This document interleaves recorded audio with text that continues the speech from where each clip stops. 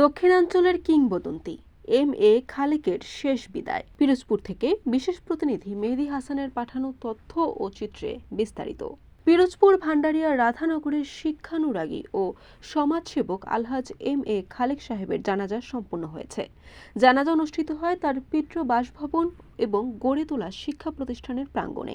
জানাজায় অংশ নেন বাড়িধারা রাধানগর এলাকার সকল শিক্ষা কমপ্লেক্সের শিক্ষক ও কর্মচারীবৃন্দ।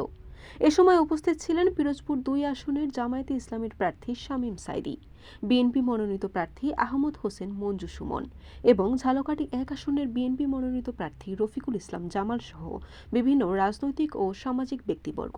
জানাজার পূর্বে সংক্ষিপ্ত বক্তব্যে নেতৃবৃন্দ এম এ খালেক সাহেবের বিদেহী আত্মার মাগফিরাত কামনা করেন এবং গভীর শোক প্রকাশ করেন। বক্তারা বলেন, রাজনৈতিক প্রতিহিংসার শিকার হয়ে কারাবন্দী অবস্থায় তার মৃত্যু একটি অমানবিক ও নৃশংস ঘটনা। তারা আরও জানান, এম এ খালেক সাহেব প্রতিষ্ঠিত ১৯টি শিক্ষা ও সেবামূলক প্রতিষ্ঠানের মধ্যে বর্তমানে ১০ থেকে ১২টি চালু থাকলেও অতি গুরুত্বপূর্ণ ৩ থেকে ৪টি প্রতিষ্ঠান বন্ধ রয়েছে। বন্ধ থাকা প্রতিষ্ঠানগুলোর মধ্যে উল্লেখযোগ্য হল আসিয়া খাতুন ডায়াবেটিস হাসপাতাল।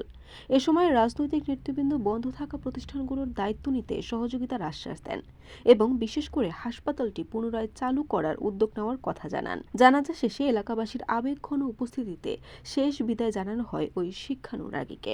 এলাকাবাসী জানান, এম এ খালেক সাহেবের অনুপস্থিতিতে দক্ষিণাঞ্চলের ভান্ডারিয়া, কাঠালিয়া ও রাজাপুর সহ আশেপাশের এলাকায় বেসরকারি শিক্ষা ও সেবামূলক প্রতিষ্ঠানগুলো সংকটের মুখে পড়তে পারে।